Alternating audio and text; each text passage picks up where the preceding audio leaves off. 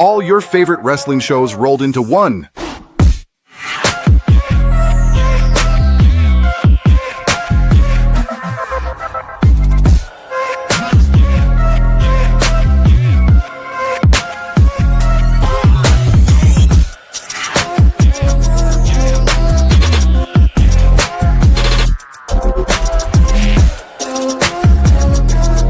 Welcome to the We Book It podcast. Let's start the show.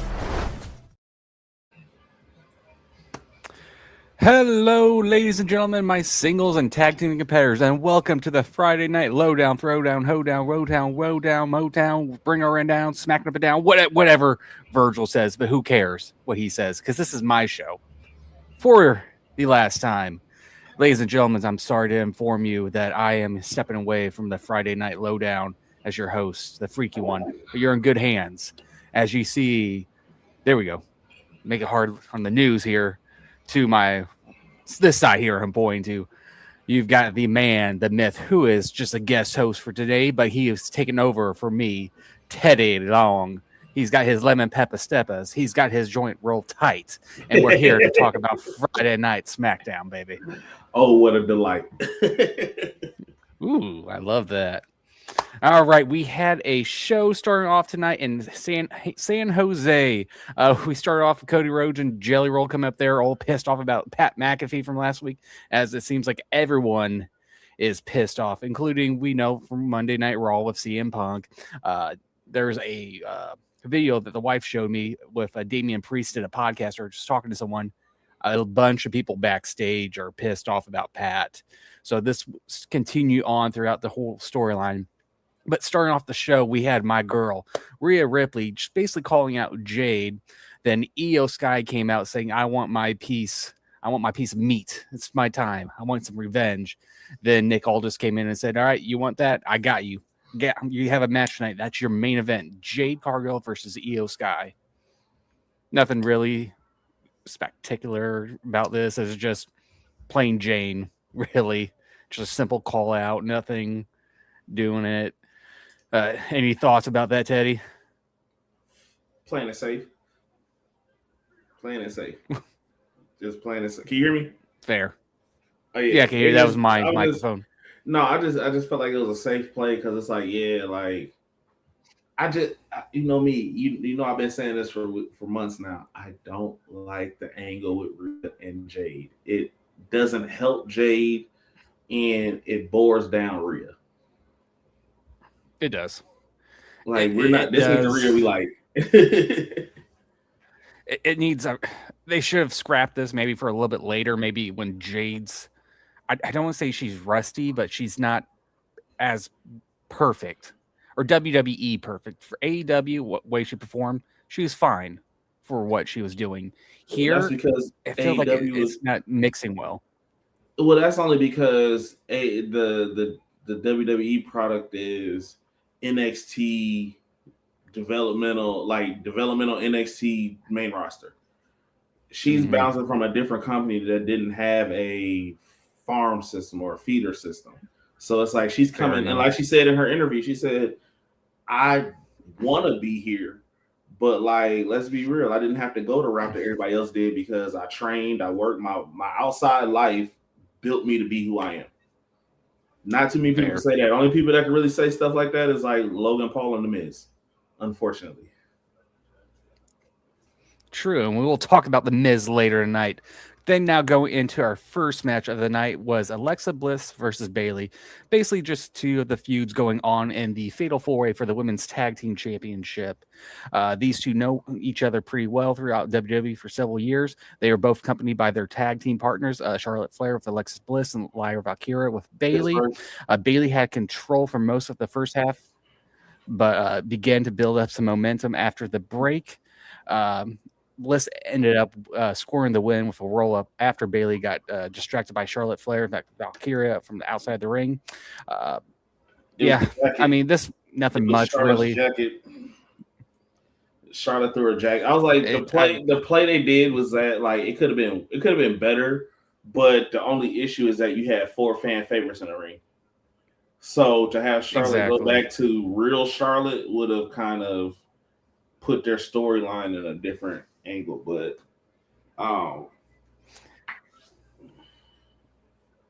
it was all right.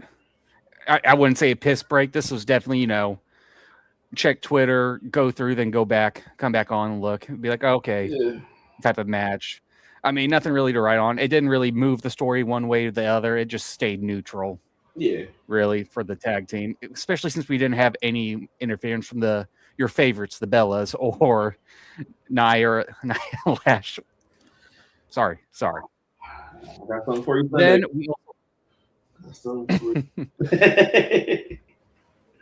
Then we had a couple of backstage segments back there, a video package with Drew McIntyre, which I thought that was intense. Him in the San Jose County jail cell. That was pretty ruthless.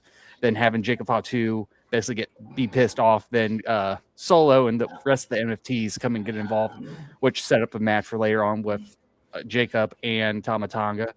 Which, Tama didn't seem like interested in being part of the match or getting involved at all. I am actually getting ready for him to get split off.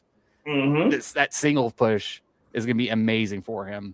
Mm-hmm. But that also led us to another video package for the first debut on SmackDown since he debuted in Royal Rumble. We've been wondering where he's been at. Yeah. Royce Keys versus Berto from Los Garza. I already texted you about this in the group chat. We did. But I'll explain this match. Basically, Berto was playing mind games with Royce Keys and had some outside distraction from his cousin Angel. But ultimately, Royce Keys did secure the win with a spine buster, which I don't think that's his finisher. To me, you need something better with a big man like that. Well, here's the thing. There's not too many more big man moves he can use. Because you got the fall from grace with Oba. You had Big E's big finish. You had a double power bomb or a running power slam with Braun Strowman. And then Omos has the Colossus. Like, what I noticed is that when WWE wants to use a certain move for a finisher, a lot of people stop using it. And for a while, if you notice, we haven't seen anybody use the spine buster in quite a while. And the way he does his spine buster is Arn Anderson-esque. And he has a lot of power and a lot of validity with it. So it makes it, because it's one of the things that spine buster really can either come off the ropes or it can be one of those things where he can spin you, get you, turn you spine buster. But his spine buster has a lot of great technique to it. So it gives it the flair, especially when he's fighting smaller people. But I would like to see maybe if it's hard because he can't really use a lot of shoulder holstering moves because it'll almost be F5-ish, AA-ish. Mm-hmm. So it's like where in the well can he go for a big man finish that will I wasn't even justify that. That's why I was like his spine buster is good because nobody's been using the spine, none of the smaller talent, not a Braun Breaker, not a Bronson Reed, not a LA Knight. Like none of the people that are in the main event spots or mid-card spots are using spine busters. Fair. But like I said, I was excited to see Royce Keys. Mm-hmm. I didn't care who he was going to face. Mm-mm. But to me, the match wasn't executed the best at all. And nothing against the guys in there. I think it was just production on how they are creative in the back. Because they're bringing up too soon to Mania. If anything, you could have popped them at Royal Rumble like you did. And if you're going to keep dark matching him, okay, dark match him for 2 more weeks and then just have him come out either the Monday after Raw or have him come out on Friday Night SmackDown and start the new season. Which I understand why they did it because it's close to his hometown, and that's the main thing they did. They've been playing a lot with the Stephanie McMahon interviews with how rough his childhood was, which I get, and that's what they were trying to do. But it felt more like a poor execution just based on the opponent because I don't want to say it should have been a squash match. It was borderline-esque squash, but it was too much like Rey Mysterio versus any big guy where he would just run around, use his speed. When you're debuting, Royce. You should have at least Who had would you him have put him in the ring with? be that powerhouse. Who would you put him in the ring with? How about Kit Wilson? Kit Wilson, so that way you could enjoy it. Strike two. So that's not a strike. I said Kit Wilson, so that way you could squash him. Oba did the same thing to him. You already started with the mentioning of the Bellas. We already got to mention Kit. Well, you're taking over, so it's all good. you get a pass. It's all right. It's your show today. But I thought it was poorly executed. Yeah. Yeah. Oh, we also have a comment. Let's see. Oh, it is Virgil. Let's go. Special. That wasn't me. That wasn't me. Yes, it was. Then we had our next segment of the night. Pat McAfee returning, showing up in his Dodge Ram. Then Jelly Roll coming out of nowhere, getting in his face, saying, "Are you the one that told Randy to attack me? All this? Are you? I'll beat your ass. All this." Hold on. The funniest part of all of that was when Jelly Roll belly bumped Nick Aldis. That was the best part of it all, because he was just out of control with his belly by the end.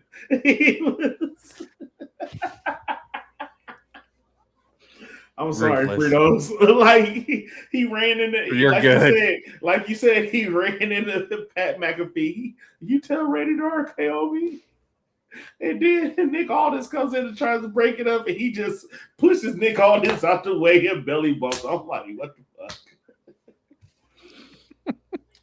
So now I guess we were informed by Nick. I'm sorry. But then we find out from Nick Aldis at the beginning of the show that Pat McAfee's basically got immunity from all WWE superstars from touching him at all.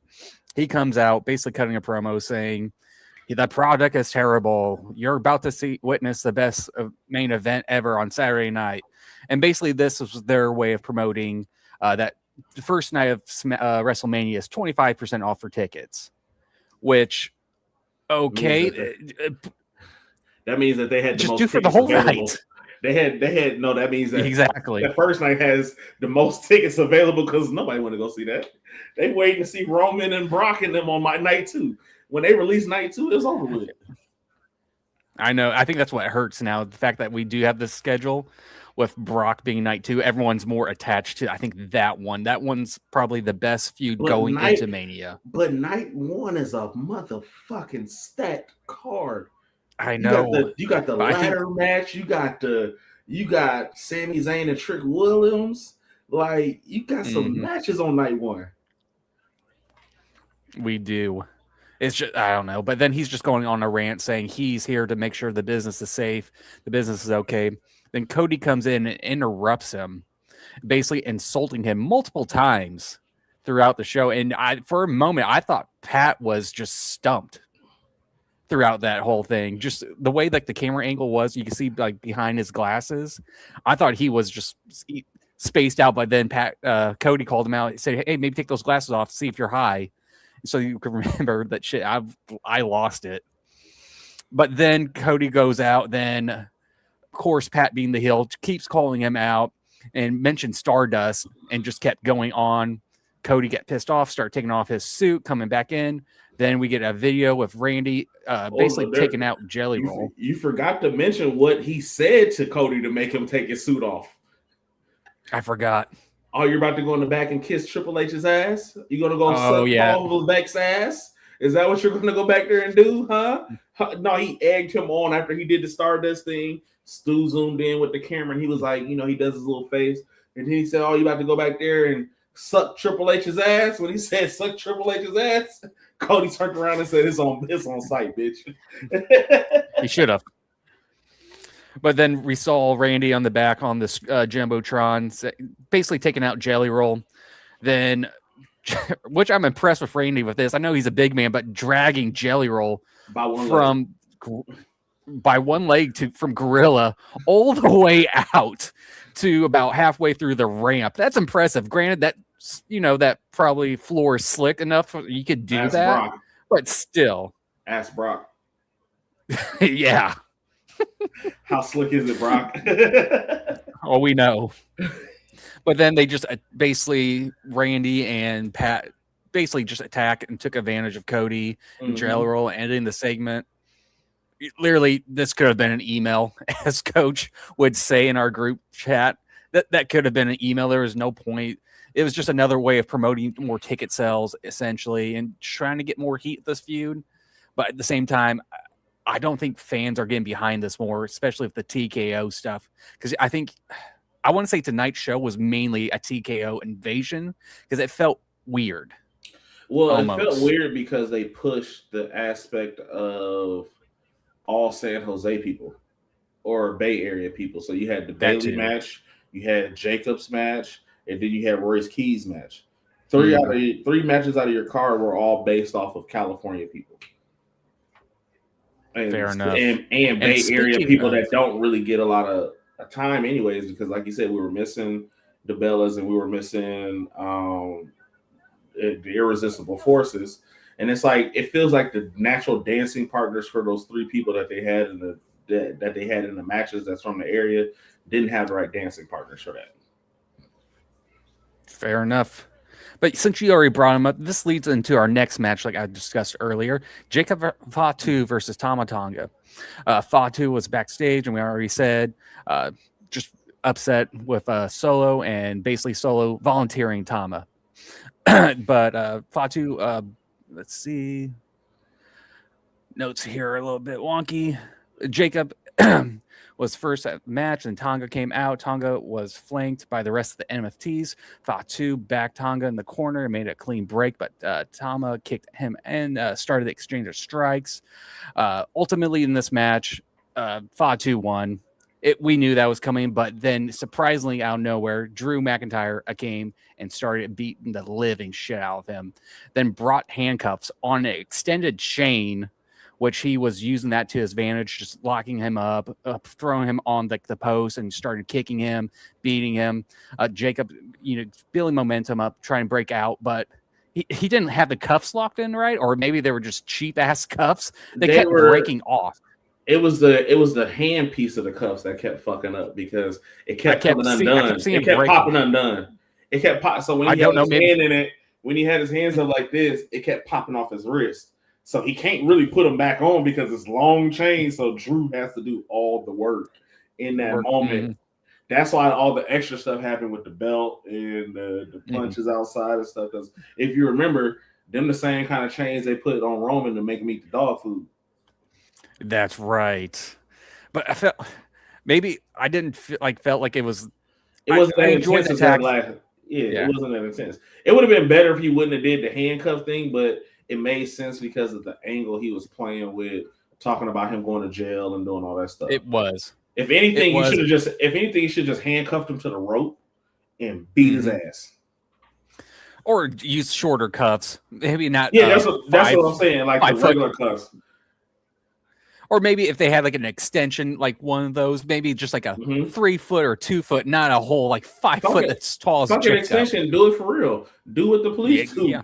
Tie it, to cuff them up together to where that you can't undo it, and tie his hand or tie him to the rope so that he can get his ass whooped. Because truthfully, that would have been better if he would have been doing a kendo stick to the abs while he was chained up. That would have been better. But hey, what do we know? It would have. Or just here, we're just fans. We don't know anything about creative, right? We're just so our next exactly. So our next segment, and also part of the match that happened, was Sami Zayn, which led into a match with Trick Williams and Matt Cardona. Sami Zayn came out and cut a promo, basically saying, "Why is everyone pissed at me? I did nothing wrong. I secured my spot. I know there's true fans, all that." Yes, Sammy, you do have true fans. It's just the execution of everything that happened. The timing's off. He's getting the Roman rub. He's just getting the Roman rub. He's just getting his time at the wrong time. He is. That's all it is. Then Trick Williams and his and Lil Yachty came up and basically started cutting a promo saying he's coming at him for Mania. Just be prepared. Then Sami Zayn said, "You're not ready for this. I'm a main eventer." and all this. I haven't seen anything. You keep calling me gingerbread man, ginger ale, all this stuff, but you ain't ready for all this. He had a gingerbread man shirt on. That was hilarious. Which that was. I did not catch that till about what. There was a backstage segment of Carmelo too. I didn't realize it till he came out. I'm like, oh, that's diabolical, Lil Yachty. That's diabolical. Hey, this is the second segment in like a year you've been a part of, though. Mm-hmm. Then started our match was Matt Cardona interrupted about the end of the promo, and this match was set up from Lil Yachty of all people, which I thought was hysterical. We had interference from both Sami Zayn and Lil Yachty in the match, but ultimately Trick Williams defeated Matt Cardona. The one thing that stood out for me in this match was Lil Yachty taking a bump from Sami Zayn. A luva kick. Woo! Hell. I respect Lil Yachty, but I'm tired. I think the celebrities, the guests, I'm getting a little bit burnt out now. Tonight was heavily. Did you notice the trend, though? What? Do you notice the trend? All the guest spots are on SmackDown, not on Raw. That's true. Not one Raw card has a celebrity influence to it. I wonder. It's probably just because of Netflix. Probably because Netflix. You know everything else is on USA, so it's like with that angle, which is pretty dope though, because like it kind of separates the shows to give them a different flair versus both shows having a celebrity be involved or something like that. But I like that they're mixing it where it's not just overly doing it. But at the same time, truth be told, the only celebrities that don't need to be at motherfucking WrestleMania is Jelly Roll and Pat McAfee.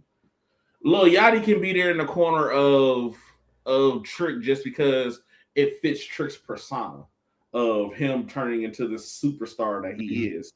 And the thing with Jelly Roll and Pat McAfee, it's like, Jelly Roll, don't you got a tour to go do or something, my boy? Like, why are you here so much? Like, why the fuck are you here so much? Like, that's all I want to know. Why are you here so much? TKO probably threw a bag at him, so he's delaying his tour. Or WWE threw a bag at him. He's that too. Because you know, Pat Mac is as TKO, Cody's WWE. Mm-hmm. But I keep seeing I always pay attention to the buses when they do outside stuff. And I wonder who they show on the buses. And they had Triple H, Shawn Michaels. And I wonder if when Survivor Series comes around, if we're going to have 3 branded Survivor Series style match. I would love it, but I doubt they do it. I mean, they should. When's the last time they did that? That was when Triple H and Shawn was running NXT. And they had that invasion. They only did it one time. Invasion storyline. Because Adam Cole was the champion and he beat Daniel Bryan. Or was it Seth Rollins he beat? It was one of them he beat. I think Dan. But it was just, I mean, that was best time of the best time to have some stuff, but I got a sidetrack, my bad. Oh, you're good. But the best match of the night, in my opinion. Shut up. We talked about it a little bit. We're skipping it. Nope, we're talking about it. Is we're not. Danhausen versus Kit Wilson. Yep. Yes. It was Danhausen's in-ring debut on SmackDown versus Kit Wilson. Nothing really much to say. This was a pure comedic match in all glory. But you mentioned it. You were surprised by Danhausen. They did the Shawn Michaels spot. And the Shawn Michaels Seth Rollins spot now, because it's the cheering on my partner and then you come out, put your arm around him. Yeah. Hey. And I'm like, this motherfucker right here. I was like, oh, wow. But then we also get the curse from Danhausen on Kit Wilson as he's on the top post, and we had fireworks go off. I lost it. I fucking loved it. I was hoping he'd use the teeth like he does in the Indies and like he did in AEW, but I'm happy with the fireworks going off. It would have been even better. It would have made it even better if Kit Wilson's gear could have caught like a little singe of fire to make it look like he really got burned, because that would have made it so much better. Well, he fell on the top post and broke his balls. Yeah. So, I mean, it's still good enough. He's toxic. He is. But Danhausen secured the win. Afterwards, The Miz. try to attack him. I'm just utterly upset you got a double spot in one match. I don't like that. I don't like it because you've been so boisterous about Kit Wilson and Danhausen, and you get them both in a match against each other. I didn't like that. I was like, Fritos is gonna fucking love this. It was my Super Bowl. This was my main event. I loved every second of it, but the Miz again pissed off was trying to attack Danhausen afterwards, and of course lights went off, and we see Danhausen doing his weird little runoff from the dark at the end. But like I said, this was just pure comedy. Mm-hmm. Nothing really too much to write off on, and enjoyed it. Then your last match of the night was Jade Cargill versus Io Sky. Good match, Oscar.